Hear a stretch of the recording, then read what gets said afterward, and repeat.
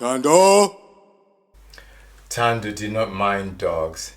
Not all dogs, just some dogs. He didn't mind the little tiny dogs that some people put in their handbags, that are so small that you could knock them for six, or that if you're a rugby player you would be able to drop kick out of the park. Not that anyone would want to do that. That'd be very cruel. He didn't mind little dogs at all. Thando did not mind old dogs either. The type of dogs that spend all day lying in the shade, flicking flies away with their ears and thumping their tail on the ground like excited beavers. Old dogs that were too old to chase little boys. He did not mind those kind of dogs either. He could outrun any old dog, and he was not frightened of old dogs at all. He didn't mind fat dogs.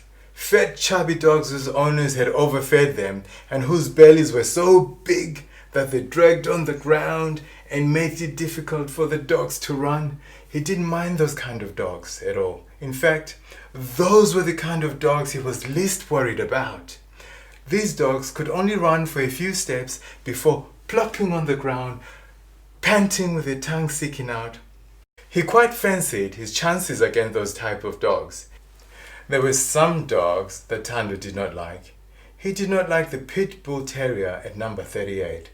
Now, you may call that type of dog a pit bull terrier where you're from, but where Thando was from, that type of dog was called a lockjaw. A lockjaw. Legend had it that when a lockjaw bit you, it did not let go. And lockjaws were also known to be very loyal and friendly to their owners, but they were nasty and vicious to everyone else. Lockjaws have been known to bite crying babies, and they also have a reputation for killing cats. These dogs are so agile, fast and strong that in the old days they were the main type of breed used in dog fights, and dogs were selectively bred for their fighting prowess. You will appreciate that dog fighting has been banned in most parts of the world, and rightly so if you ask me. Lockjaws do not seem to know this. They will fight, growl, snarl, and chase any human or animals that enters the territory. These dogs are considered so dangerous that when their owners take them out in public, they have to muzzle them. The lockjaw at 3848 was not muzzled. Its owner, Mr. Dlamini, used it as a guard dog and purposely let it freely roam around his yard to deter would-be intruders. There was a huge sign at the gate of 3848 that warned thieves in English to beware of the dog, in Isintu to Lemuga Inja, and in Isilapalapa to Basopolo Inja. The lockjaw was so vicious that Mr. Dlamini put it in a strong lead whenever he took it out when he was going to the shops. Even then, it would strain at the lid, wanting to bite anyone who came near it. Whenever the Dlaminis had to open the gate to drive out of the yard, they would chain the lockjaw to a metal stake that had been hammered securely into the ground. Thando did not like that dog at all. Every time he and his best friend Gerald, or Stumbz, as Thando called him, walked past 3848 on the way to and from school, the lockjaw would come rushing to the fence, barking, snarling, growling, and baring his teeth at them. The lockjaw was a scary, hungry-looking animal. The sort of dog that came at you at great speed, wanting to bite and tear bits off you. It would follow Thando and Stumbz down the length of the fence, trying to jump over the fence. But it was too short and stocky and only managed to get halfway up the fence. The lockjaw would use all of his 30-kilogram mass to try to get at them. The lockjaw was a frightening combination of muscle, saliva and teeth. And it would hurl itself at the fence again and again and again. The boys thought this was hilarious. "Look at that silly dog," they would say to one another. "This dog is crazy. It's insane. Can it see that it can't jump over the fence?" Some days, the lockjaw seemed to be waiting for them to pass by. It was almost as if it knew what time they would be arriving. It did not react when the other children walked quietly by, but went berserk as soon as Thando and Stumbz approached. Day after day, On the way to and from school, Stumbz and Thando would tease the lockjaw. They would rattle sticks along the fence at 38, 48 as they walked. This would incense the lockjaw, and it would run up and down the length of the fence looking for a way out to get at the boys. Some days they would shout at the lockjaw, "Uyinja! Uyinja!" which means, "You're a dog! You're a dog! Nja, dog!" This became a regular game for the boys. They would rattle the fence at 38, 48 and shout at the lockjaw. When the lockjaw tried to jump over the fence, they would say, "Futzak, futzak," to it. For those of you who don't know, futzak is a word that should only be directed at dogs really, or unruly dogs at that, and some other disobedient animals. It is mainly used in Southern Africa, where dog owners say futzak to the dog. This dog listen and come to heel. The lockjaw did not listen to Thando and Stumbz when they told it to futzak. They did not own the dog, they were not its masters, and the dog knew this. When they told the lockjaw to futzak, it just got angrier and angrier. Every day, as part of their routine, Thando and Stumbz would tease the lockjaw by rattling the fence and saying futzak to it. Some days, the lockjaw started barking just at the sound of their voices as they approached 3848. A few times, Mr. Dlamini came outside when Thando and Stumbz were teasing the lockjaw. He would say to them, wagging his index finger at them, "My boys, stop teasing this dog. This is a dangerous animal and he can seriously hurt you. Injaleza liluma man. This dog will bite you." The boys would look at Mr. Dlamini and say, "Yes, Mr. Dlamini. No, Mr. Dlamini." And then when Mr. Dlamini was out of eyesight and earshot, they would laugh and mimic him, waving their forefingers at one another, saying, "My boys, stop teasing this dog. This is a dangerous animal and he can seriously hurt you." They would giggle and laugh as they went along. Thando and Stumbz did not listen to Mr. Dlamini. They were having way too much fun to stop teasing the lockjaw. The dog was always safely locked inside the fence and couldn't get out. It had never gotten it out and it never would. They were safe on their side of the fence. They were having way too much fun teasing the dog and had gotten away with it as many times, and they would keep getting away with it. They did not heed Mr. Dlamini's warning. There was another dog on Thando Street. A reddish-brown Rhodesian Ridgeback at 3842. This one was far worse than the lockjaw at 3848. It was a big, huge dog, the sort of dog that a 9-year-old boy couldn't outrun.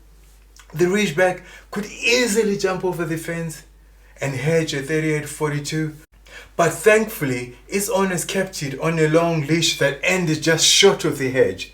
It had a deep, booming bark that sent shivers down Thando's spine. Ridgebacks are fearless, ferocious dogs, and back in the olden days, the Nguni people of Southern Africa raised Ridgebacks as hunting dogs to hunt game and even predators such as lions and leopards. They didn't call the dogs Ridgebacks back then, but simply called them Izinja, which means dogs, which kind of makes sense. Anyway, the Ridgeback at 3842 was different from the lockjaw at 3848 in that it did not come charging at Thando when he walked past 3842. It had a nasty habit of flying quietly behind the hedge and then go woof whenever Thando walked past. It did not bark from a distance as any decent dog would, but would wait until Thando arrived at the spot it was waiting and then go woof, scaring the wits out of Thando. If people could jump out of their skin, then Thando jumped out of his skin every time the Ridgeback boomed at him. Whenever Thando dared to peer at the Ridgeback through the gaps in the hedge, the Ridgeback always looked like it had a huge grin on its face. The Ridgeback was also crafty in that he did not wait at the same spot every day, but moved to different spots along the hedge so that Thando never knew where and when it would bark at him. Some days it did not bark at him at all. It was always a horrid shock when it happened, and Thando would always sprint the rest of the way home afterwards. with his heart beating fast in his chest. One morning, as Thando and Stumbz were chatting merrily away on the way to school, with sticks in hand at the ready to rattle the fence at 3848, Stumbz suddenly cried out, "LockJaw!" Thando stopped in mid-sentence, looked where Stumbz was pointing, and there was the LockJaw standing with the gate open. The gate was open. The gate was open? Yes, the gate was open. Not only was the gate open, but the LockJaw had somehow managed to pull the long metal stake out of the ground, and this dangled at the end of the chain. Thando took all this in an instant. The LockJaw had an "I've got you now" look on his face. There was no need for anyone to say anything. With perfect synchronicity, Thando and Stumbz turned and bolted up the road the way they'd come towards Thando's house, with the LockJaw chain and stake trailing behind it in hot pursuit. Now, to be quite honest, Thando was not worried. He was slim, he was trim, and he was a very fast runner, and he was wearing his light, flat, Bata school shoes. He was the fastest runner amongst my boys, and always emerged as a victor, usually by a meter or so in every race. Stumbz, on the other hand, was usually the last to finish every race, also usually by a meter or so. His name was Gerald, but my boys called him Stumbz rather unkindly because it was a reference to his weight. Gerald liked to eat more than anything. He was the first at the dinner table and the last to leave. He out-ate all my boys whenever they had eating competitions, and you were almost always sure he had some sort of snack in his pocket, whatever time of day it was. As a result, Stumbz was more heavily built than the other my boys. He looked like a jolly little brown Father Christmas, without the beard and the white hair, of course. To put it bluntly, Stumbz was a chubby kid. He wasn't so chubby that he needed hospitalization, but he was chubby enough for the rest of my boys to tease him about it. When he jumped up, his tummy remained at the bottom, and when he came down, back down, his tummy went up. When he wiggled left and right, his tummy swung to the left and right, in the opposite direction to the wiggle. Stumbz could also make his tummy wobble just like jelly in a tub does when you shake it. My boys had hours of fun with this. Stumbz did not really mind the nickname. He always responded philosophically, sticking his belly out and stroking an imaginary beard. "Indlovu ayisindwa ngumboko wayo," which means an elephant's trunk does not weigh it down. All my boys had nicknames for one another, so Stumbz didn't care that my boys called him Stumbz. So even as Thando and Stumbz tend to flee from the LockJaw, Thando was not the least bit concerned. Stumbz had never won a race. He was not built for speed. This was a scientific fact. So Thando thought to himself, even if this LockJaw catches up with us, I have nothing to fear. I'm a lot faster than Stumbz. I will simply outpace him, and the LockJaw will get him instead of me. It will be sad for Stumbz, but it's every man for himself. With an air of confidence, Thando tore up the road with his knees high, his chest forward, and his arms and legs moving in perfect running form. But Thando had made one small miscalculation. He had failed to factor in the effect of fear in his Stumbz equation. The boys ran up the road screaming for help, their satchels bouncing up and down on their backs and the school ties trailing behind them.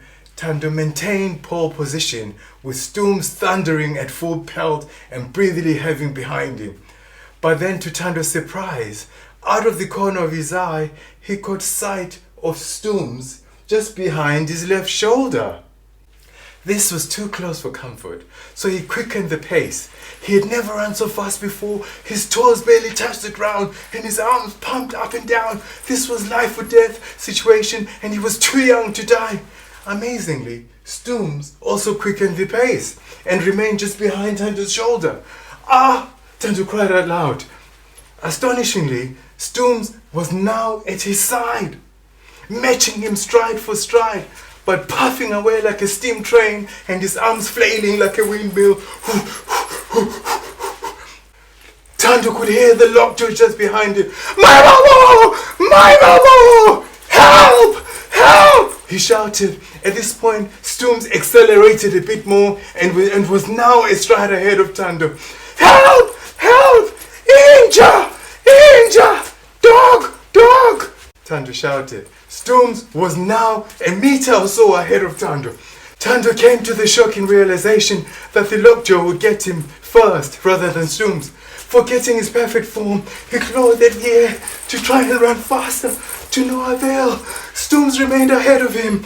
Thando turned his attention to the lockjaw. Footsack! Footsack! Footsack! Footsack! The lockjaw did not footsack. He screamed again, Footsack! Footsack! But the lockjaw did not footsack. In fact, this just made it angrier and angrier. In desperation, Thando turned toward the gate of the house nearest to him and vaulted over the gate. Unbeknownst to him, he had jumped into 3842, right into the lair of the Rhodesian Ridgeback. The Ridgeback lunged towards him with a mighty woof, every muscle straining against his chain. Thando vaulted over the gate again into the street, straight into the path of the lockjaw, which hurtled towards him with eyes red with violent rage. Thando took off his satchel and held it in front of his body to protect himself. The lockjaw grabbed it, and for a minute or two, Thando and the lockjaw wrestled over the bag. The lockjaw won, snatched the satchel out of Thando's hand, and carelessly tossed it aside. Thando's life flashed before him. This didn't take long. He was only 9 years old. This is the end, he thought to himself. I'm about to die. He waited for the dog to devour him and adopted a crouching defensive stance to make himself smaller and protect his vital organs. Suddenly, a whistle rang through the air. And then a voice said, Danger! Footsack! Waza! It was Mr. Dlamini. At hearing his master's voice, the lockjaw immediately stopped his frenzied attack on Thando, turned on its heel, and meekly trotted towards his master, wagging his little stump of a tail as it approached him. Mr. Dlamini secured the dog chain against a metal post and walked back to 3842, where Thando was still trembling, shell-shocked from his ordeal. Did danger bite you? Mr. Dlamini said. No, Thando said. Are you hurt? Mr. Dlamini continued. Once again, Thando shook his head. No. By this time, Stumbz had also made his way back to 3842, where Thando was standing, clutching his satchel to his chest. Mr. Dlamini addressed both boys. Waving his long index finger, he said to them, I warned you boys about teasing my dog. You were lucky that I was there to call him off, otherwise he could have done some serious damage to you. You were lucky this time. You may not be so lucky next time. He gave them one last warning look and said, Don't tease the dog, and turned and went back to his house. The boys walked in silence past 3848. It was only when they were sitting safely in the bus on the way to school that Thando found the strength to say to Stumbz, Oh, Stumbz, how were you able to beat me? Stumbz replied, Thando, I keep telling you, indlovu ayisindwa ngumboko wayo. An elephant is not weighed down by its trunk.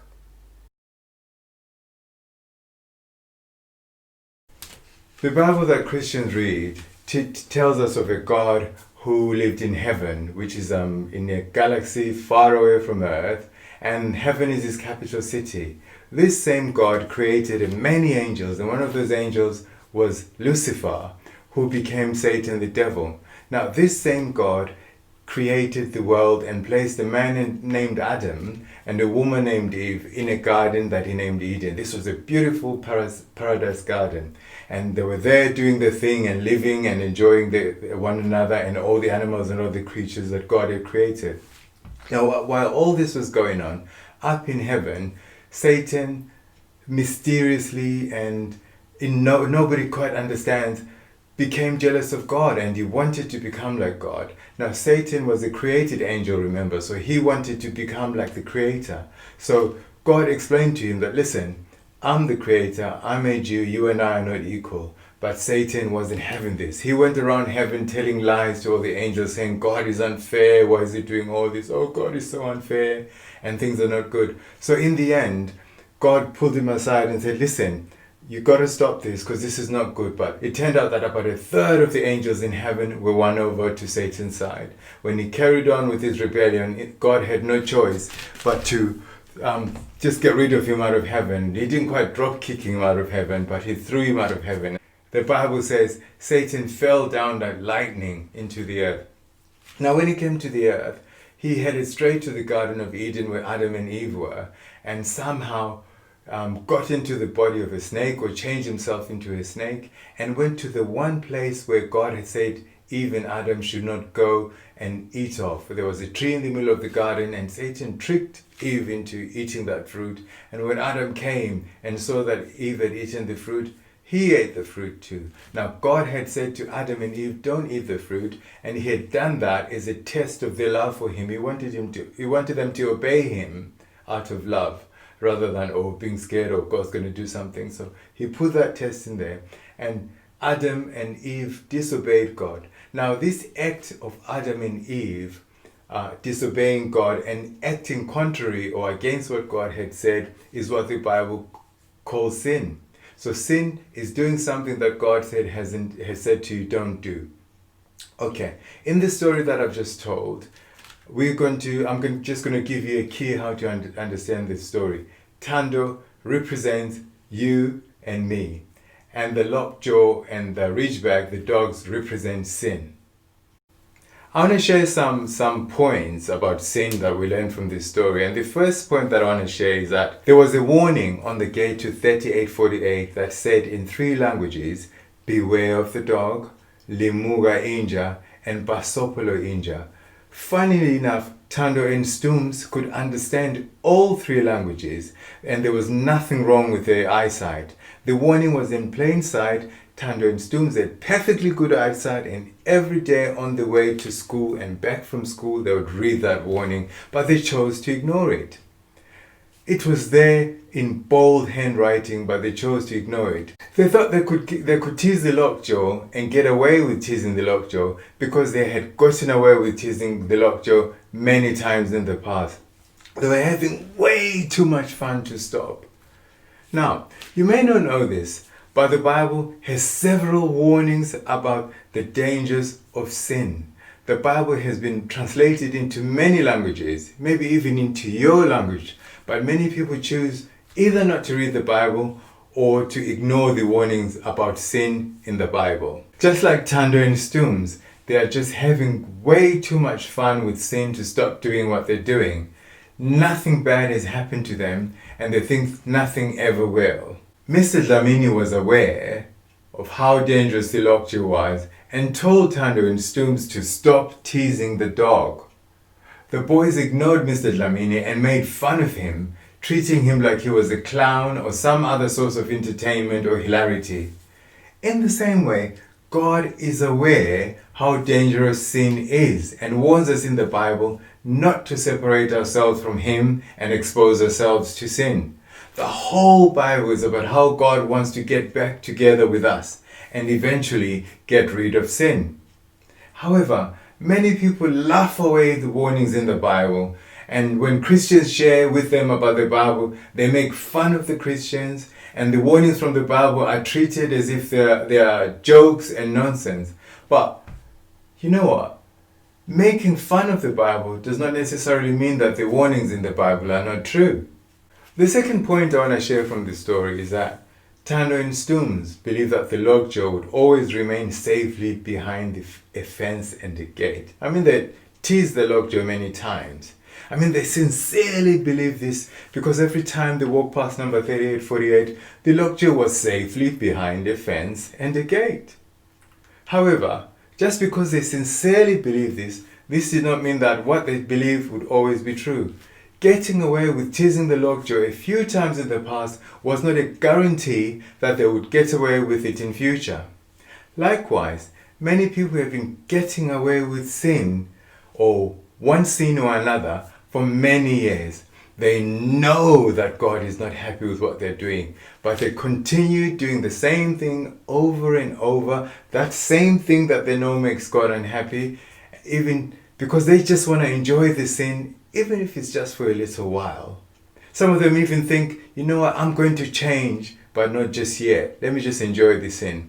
They think they have the sin under control and just where they want it to be, but just like the LockJaw, their sin will find them out and get at them at a time when they least expect it. There was absolutely no need for Thando and Stumbz to tease the LockJaw. They were on their way to school, and teasing the LockJaw was not a necessary part of that journey. It was not on the syllabus. Other children managed to walk past 3848 without teasing the dog or annoying it in any way. The other children may have wanted to give in to the temptation. They may have thought about it, but they didn't give in. Thando and Stumbz both thought about it and gave in. Many people have the desire to do things that God tells them not to do. In other words, to sin. However, being tempted to do the things that God does not want you to do does not mean that you have to give in to the desire to do those things. God in the Bible says to be tempted is not sin.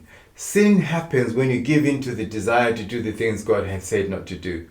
However, God is able to give you strength to walk away from temptation. All you have to do is ask Him. The final point I want to share in this story is that Thando could not save himself from the LockJaw.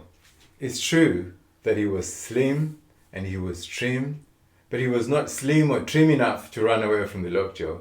He couldn't even outpace Stumbz, who after all was not built for speed. And when he tried to save himself by vaulting over a gate into another yard, he landed at 3842 at the home of the Ridgeback. Trying to save himself from one dog landed him at the home of a bigger dog. It is the same when we try to conquer sin in our own strength. We can't outrun sin, we can't outjump sin, and we definitely cannot outfork sin. We cannot have victory over sin on our own. Sin is far too strong, too fast, and too agile for us. It takes someone outside of us to give us victory over sin. Thando's efforts to stop the LockJaw chasing him yielded no result. As he was running, he was yelling, "Futsak, Futsak," and Futsak to the dog. But the dog did not respond to him because he didn't have the authority to tell it to Futsak. He wasn't the dog's master.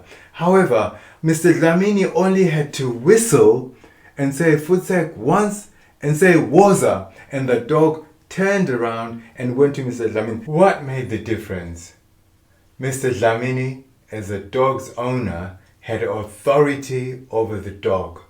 Even the dog was aware who was in charge of the situation. Thando and Mr. Dlamini used the same word, Futsak.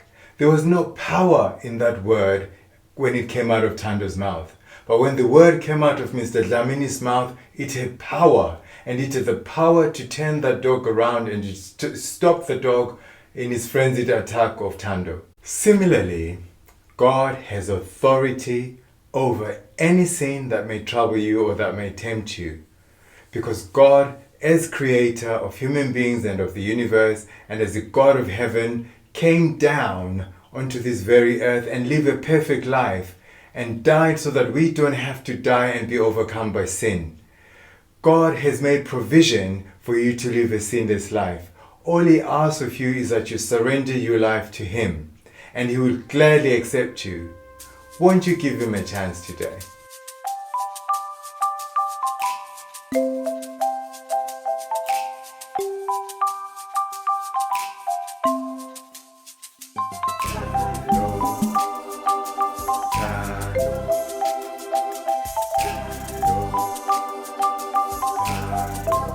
Thando